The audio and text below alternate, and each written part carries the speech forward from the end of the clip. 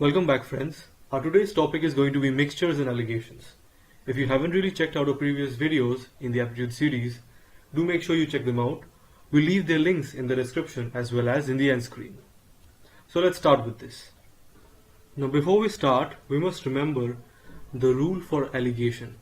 Fine. Now let's take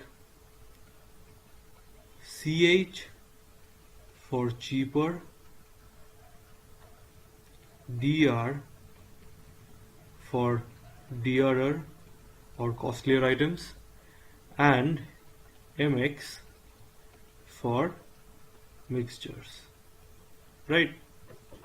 Now the alligation rule states that quantity of cheaper by quantity of dearer is equals to cost of dearer minus cost of mixture by cost of mixture minus cost of cheaper. So this is our rule for alligation. Now there can be another structured form for it which we will use, as it is way more easier to understand using that form. So let's check that out. Now the structured form for the alligation rule is like cost of cheaper, cost of dearer, cost of mixture. Here we'll have quantity of cheaper, quantity of dearer. Right? Now the operations are going to be in this manner. Just remember that their places can be interchanged. Cost of dearer can come over here, cost of cheaper can come over here, but whichever the side they are in, the quantity of dearer must always be in the side of cost of dearer, and the quantity of cheaper must always be in this very same side where you have cost of cheaper. Right? So this is going to be the very structured form which we will use to perform the alligation sums. Now let's check out some sums and understand how this structured form works. Now the question over here states that in what ratio must wheat at rupees 3.20 per kg be mixed with wheat at rupees 2.90 per kg so that the mixture be worth rupees 3 per kg. Now the cost of our dearer item is 3.20, the cost of our cheaper item is 2.90, and the cost of our mixture is rupees 3. Therefore, let's just place them in the structured form. Now, as we can place the cost of the dearer and the cost of the cheaper at any place we want to, we just have to remember where we place the quantity. Right? So let's place 3.20, 2.90, and 3. This is the cost of the mixture, this is the cost of the dearer item and the cost of the cheaper item. Now let's perform a subtraction. The arrows direct the direction. Suppose you have X arrow Y, then it's going to be X minus Y. So this is going to be 3 minus 2.90, which is going to be 0.10, and this is going to be 3.20 minus 3, which is going to give us 0.20. Therefore it's in the ratio 1:2. Therefore these two quantities must be mixed in the ratio 1:2 so that the mixture is worth rupees 3 per kg. Now let's check out our second sum. Now second sum states that find the ratio in which tea costing rupees 192 per kg is to be mixed with tea costing rupees 150 per kg so that the mixed tea when sold for rupees 194.40 per kg gives a profit of 20%. Now we must be very careful over here and check that this one given over here is a cost price. This one given over here is also a cost price, but this one given over here, the cost of the mixture, is the selling price, which already includes a 20% profit. But to perform the calculation, we need everything to be in the same format. If this one is in the cost price format, this one is in the cost price format, therefore this one should also be in the cost price format. So as the profit percentage is already given out, we will try to extract the cost price out of this. As 120% is 194.40, therefore 100% or the cost price is going to be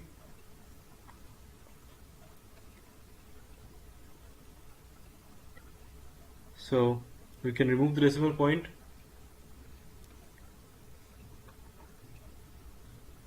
So it's 162 per kg. So this is our cost. This is our cost price for the mixture that is being sold. Okay. Therefore, in order to find out the ratio, now let's put them in place. We have 192, we have 150, we have 162.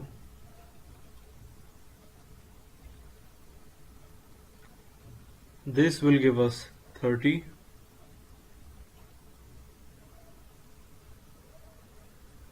And this is going to give us 12. So it's 12 is to 30, or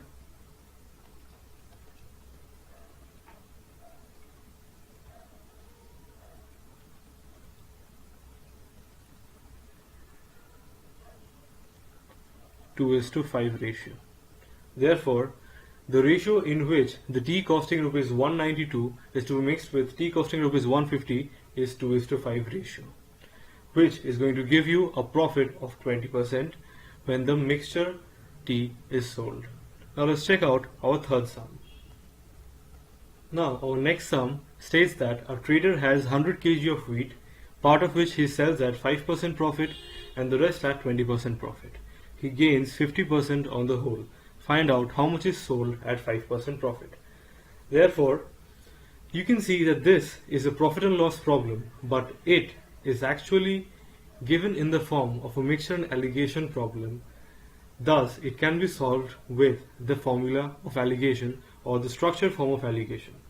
As you can see, he sells a part of wheat at 5% profit and another at 20% profit. So here is the mixture of the profits, which is a 15% on the whole.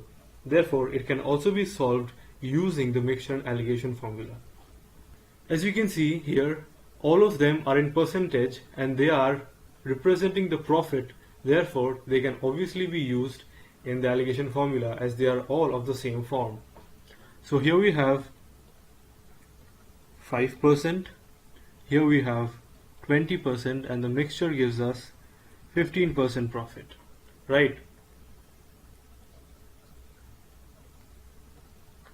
So this is going to be 10, this is going to be 5, therefore it's 5 is to 10 or 1 is to 2 ratio.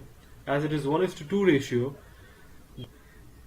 this percentage is going to be given to one part and this one is going to be given to two parts out of total 3 parts. Therefore, the quantity of wheat that is sold at 5% profit is going to be 1 by 3 into 100 kg, which is going to be 33.33 kg. Therefore, 33.33 kg. Therefore, 33.33 kg is going to be solved at 5% profit. Now let's check out our next sum. Now our fourth sum tells us a mixture of certain quantity of milk with 16 liters of water is worth 90 paise per liter. If pure milk is worth rupees 1.08 per liter, how much milk is there in the mixture? Therefore, we are given the cost of the mixture, how much amount of water or the quantity of water that is mixed in the mixture, and the cost of pure milk. But we are not given the cost of the cheaper quantity, or that is water. Now, always remember, whenever you are given a question in mixtures and alligations that has the quantity water or involves the price of water, just remember that price of water is always going to be 0. We'll always consider price of water to be 0, otherwise you cannot solve for these questions. Now, we know that milk is 1.08 per liter, or it is 108 paisa. Water is 0 paisa and the mixture is worth 90 paisa. Therefore, let's perform the operations using the structured form. This gives us 18, this gives us 90. Therefore, it's in the ratio 90 is to 18 or 5 is to 1. Therefore, if it is in the ratio 5:1 and the mixture already has 16 liters of water, this was the price of water. This is the ratio in which water is mixed, right? Therefore, water is 1 part and milk is 5 parts. Therefore, if water is already 16 liters, therefore milk is going to be 5 into 16 or 80 liters. Therefore 80 liters of milk is present in the mixture. Now let's check out our next sum. Now our fifth question tells us milk and water are mixed in a vessel A in the proportion 5:2 and in the vessel B in the proportion 8:5. In what proportion should quantities be taken from the two vessels so as to form a mixture in which milk and water will be in the proportion 9:4? Now this question can be really confusing if you don't know the approach to solve it. Suppose there are two vessels. This one has milk and water mixed in the ratio 5:2 and this one has milk and water mixed in the ratio 8:5.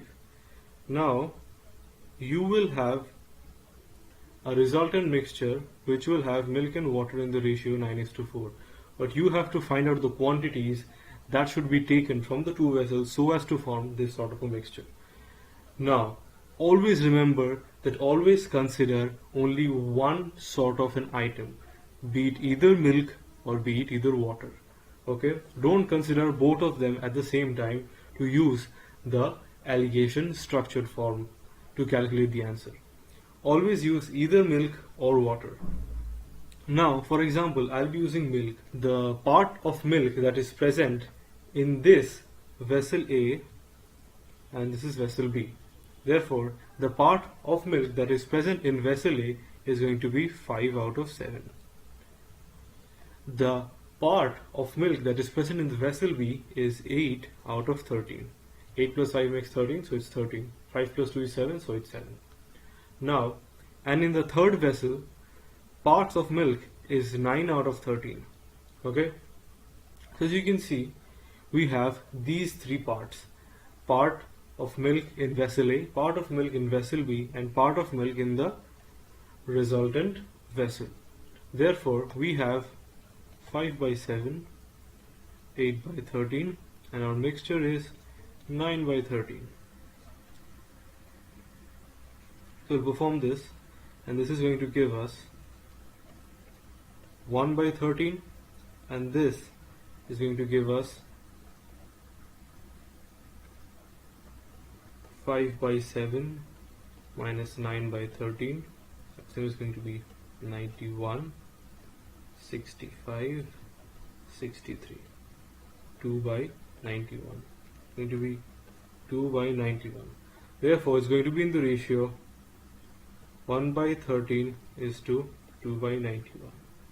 Now we can reduce this. We can bring 7 up over here, so it's in the ratio 7:2.